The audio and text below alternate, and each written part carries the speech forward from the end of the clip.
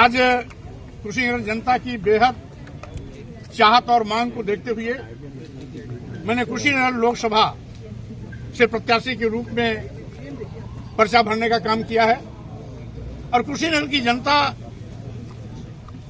से मेरा रिश्ता एक परिवार का है। जब से मैं कुशीनगर आया हूं, यहां की जनता ने मुझे हाथों हाथ लिया, भरपूर इसने प्यार दिया।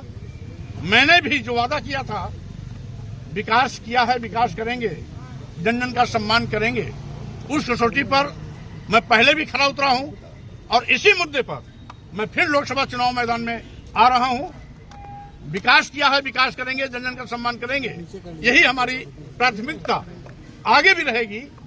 और जिस तरीके से अपार जन समर्थन कुशीनगर की जनता का मुझे मिल रहा है, हमें पूरा विश्वास है कि कुशीनगर की जनता अपने प्रतिनिधि के रूप में, सांसद के रूप में मुझे पार्लियामेंट जरूर भेजेगी। कुशीनगर जी, अभी भी आप अपने आप को इंडी गठबंधन का हिस्सा मानते हैं, जबकि कांग्रेस की तरफ से कोई बयान नहीं आया, समाजवादी पार्टी की तरफ से भी कोई ऐसा बयान नहीं आया। देखिए, मैं क्योंकि भारतीय जनता पार्टी के 10 साल के कार्यकाल में देश का करोड़ों करोड़ नौजवान बेरोजगार हो गया, सरकारी नौकरियां छीन ली गई, आज महंगाई से आम जनता का जीना हराम हो गया, किसानों को लाभकारी मूल्य देने का वादा करने वाले लोग लाभकारी मूल्य तो दे नहीं पाए, एमएसपी तक की घोषणा नहीं कर पाई और एमएसपी की मांग पर बुरी तरीके से लाठियां चटकाई गई, बरसाई गई, रास्ते में कील कांटे बिछाए गए, दुश्मनों जैसा व्यवहार किया गया।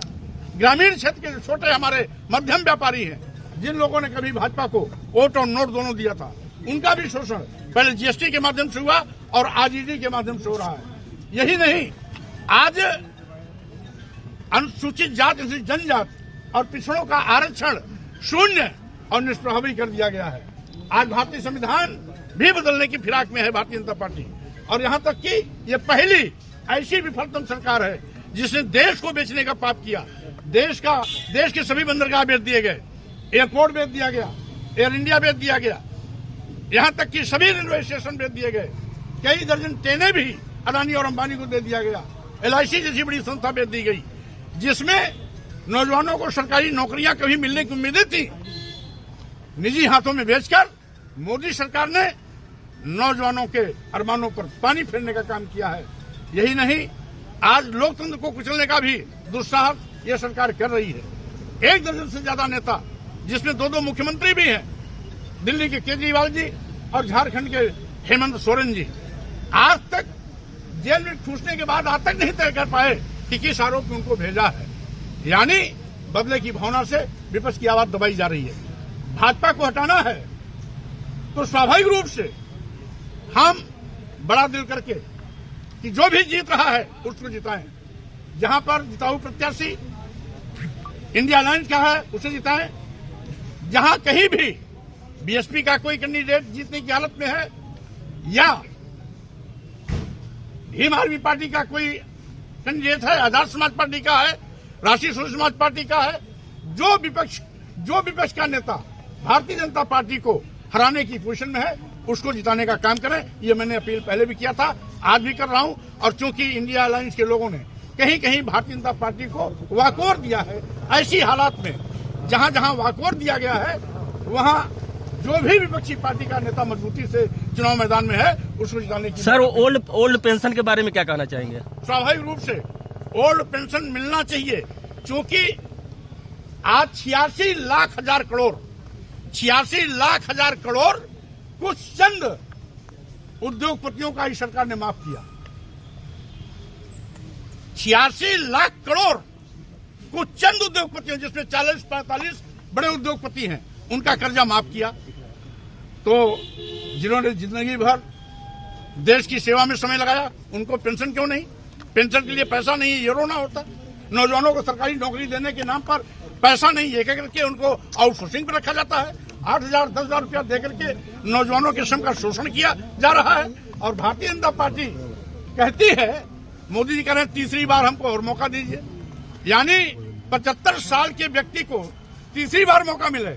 और जो 22 साल 24 साल का नौजवान है, वो अग्निवीर के नाम पर मात्र 4 साल की मिलिट्री की सेवा देकर के उसके जीवन के साथ खिलवाड़ कर रहे हैं। आखिर 4 साल बाद अग्निवीर का जो सैनिक है जब बाहर आएगा तो क्या खाएगा, क्या अपने बच्चों को खिलाए पिलाएगा, किस पैसे से अपने माता पिता की सेवा करेगा। 4 साल में उसको सेवा से बाहर, अब 75 साल 70 साल होने के बावजूद भी तीसरी बार का मौका मांग रहे हैं। ये कितनी घटिया सोच है। स्वाभाविक रूप से आज जो 28 लाख हजार करोड़ रुपया इन्होंने कर्जा माफ किया उद्योगपतियों का, इतने पैसे में सैकड़ों सरकारी खर्चे पर उद्योग धंधे लगाए जा सकते थे, इंडस्ट्री खोली जा सकती थी, करोड़ों लोगों को रोजगार दिया जा सकता था, किसानों का कर्जा माफ किया जा सकता था, लाखों लाख नौजवानों को इससे आर्थिक सहायता देकर के उनको अपने पैरों पर खड़ा किया जा सकता था। लेकिन आज मोदी जी के सामने देश की जनता को नजरअंदाज कर केवल अदानी और अंबानी पर मेहरबान है, कुछ चंद पूंजीपतियों पर मेहरबान है। और अभी अभी परसों एक खुलासा और हुआ, नीरव मोदी ने कहा कि हमारे ऊपर 13,000 करोड़ रुपए का आरोप लगाया गया भ्रष्टाचार का। भाई 32% पैसा हमारा उसमें है, शेष 68% पैसा भारतीय जनता पार्टी के बड़े बड़े नेताओं ने लिया है। उन्होंने तो नाम का भी खुलासा किया। जो इलेक्टोरल बॉन्ड के माध्यम से 6,000 करोड़ रुपया की लूट मोदी जी की सरकार ने किया है वो अलग है।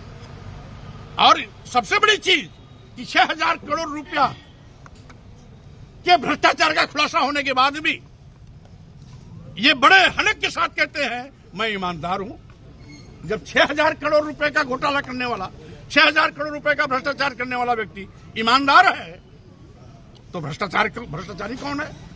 इसका जवाब अब 2024 लोकसभा में चुनाव में देश और प्रदेश की जनता देगी। और 2024 लोकसभा का चुनाव भाजपा की विधायी का चुनाव। लड़ाई किससे मार रहे हैं आप? कुशीनगर लोकसभा क्षेत्र से इंडी गठबंधन प्रत्याशी से या भाजपा प्रत्याशी से? अभी पर्चा दाखिले का दौर चल रहा है। यहाँ पर एक ऐसा तूफान चलेगा जिसमें भाजपा और इंडी गठबंधन दोनों हवा में उड़ते नजर आएंगे। कहीं किसी का पता नहीं। भाजपा तो